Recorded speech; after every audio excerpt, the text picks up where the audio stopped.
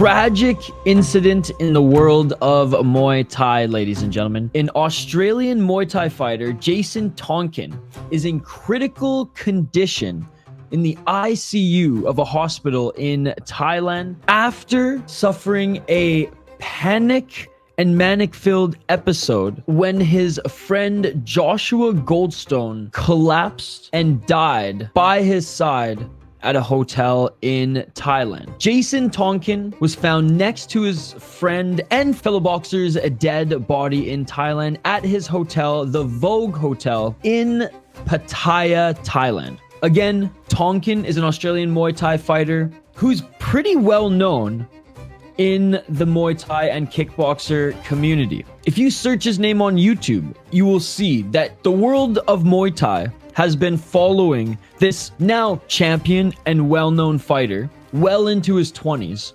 They've been following him since he was around 11 and 16 years of age.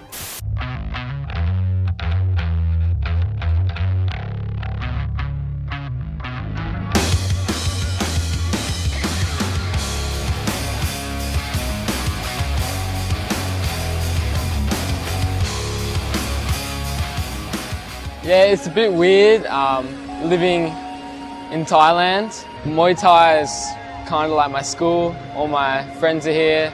Come here in the morning, then sleep, come here in the afternoon. So I first came to Thailand in April 2012. Loved it. Came back again in July, had my first fight. Came out again in September, made some arrangements and ended up moving here December 29th. At 16 years of age, he left Australia and moved to Thailand to train there full time. And Phuket Top Team even did a documentary on him where they, quite frankly, got a really nice film crew involved. Long and the short of it, the spotlight has been on this still young, but now veteran in the game, Muay Thai fighter Jayson Tonkin for a while.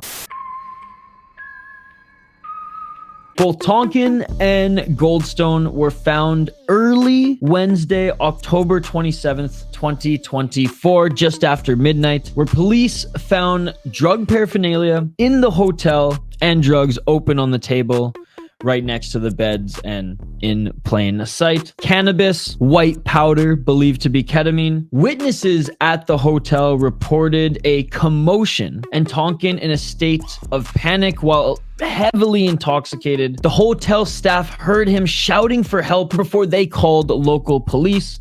Again, at the Vogue Hotel. When police arrive, Tonkin's state worsened from being in a manic state and panic to actually going into a coma upon passing out. Tonkin was in Thailand ahead of his middleweight championship fight with WBC Muay Thai world #1 fighter Tengweng Sitaesanung. However, the fight was cancelled and postponed due to weather concerns as a monsoon crashed through the region. Thus, Tonkin and his team stayed in Thailand, awaiting a potential quick turnaround and quick rebooking, and essentially started partying. Tonkin has been open to the public with his past history breaking the law, as well as his drug use. He was honest about his hectic life as both a fighter and drug addict, prostitutes, meth, and even being on the run from authorities at times. He said, "I felt paralyzed one time high on meth for hours and in pain.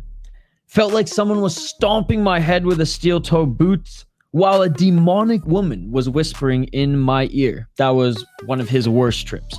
I'd say, like, even with the weed and stuff like that, like, as I said, it affected my weight cuts a lot. So what should have been like maybe a 5-6 kilo weight cut in a week turns into like 12 kilos in like a few days. And I couldn't control it. I'd go home, smoke weed, like smoke so much weed that like it just twists my brain. I'm ordering fucking Uber Eats. They used to call me King Uber Eats. I was just stuck in Australia. I couldn't fight. I had 2 years off.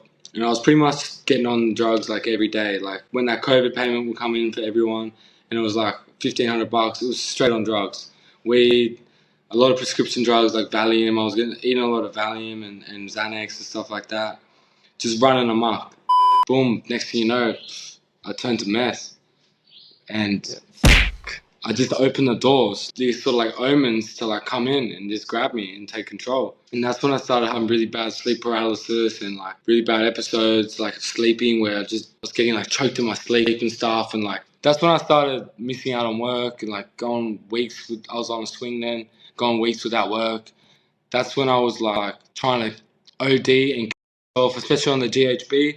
So I started mixing the ice with the GHB, which is like what people call like G or fantasy, and it makes you not sketch out and stuff when you're on the ice. Like it just mellows you out. But one mil too much and you can drop and you can die. So I was having like, it got to a point where I'm having like 30 mils and stuff like that a day, trying to kill myself, and I'm still not dying, still not ODing, still ending up in hospital and like still not getting my stomach pumped, and still like after that night, that's when it started getting real evil, and all I could think about was death, death, death. Everything equaled death. It was just all I wanted to do was die. I was making a mockery of myself, like laughing, like just this is like the downfall, like just enjoying it, looking at myself in the mirror with like my face all skinny and my dark black under my eyes, and just laughing, just like, you're a fucking joke, like look at you. He has regained consciousness from his coma at the time of this stream, at the time of this recording, November 3rd, 2024. But upon full consciousness, upon ready, the authorities still have to question him. Now, you don't fuck around in Thailand, as penalties for both drug paraphernalia and drug possession are pretty harsh. Local police in Pattaya did say that we will question him further upon him being ready, upon him being conscious. So under Thai law, ketamine possession itself can lead to a prison sentence of 1 to 5 years and a fine up to $4,500, and that's not including the marijuana possession as well. At this moment, before authorities have officially questioned Tonkin, no charges have been laid, but he's awake, and we still have to see how this is going to play out upon the authorities officially questioning him. Again, Jay Tonkin has over 50 kickboxing / Muay Thai fights, over 19 knockouts. He's the WBC Australian champion. He was the 2022 world champion, and he's the 10th ranked middleweight in the world right now. Again, he was about to fight for a WBC middleweight Muay Thai championship. He was a prodigy at one point. He still is a hell of a fighter, but clearly has and is still fighting some demons. And this is just a tragic and horrendous story to come out in the world of combat sports, and Muay Thai in particular.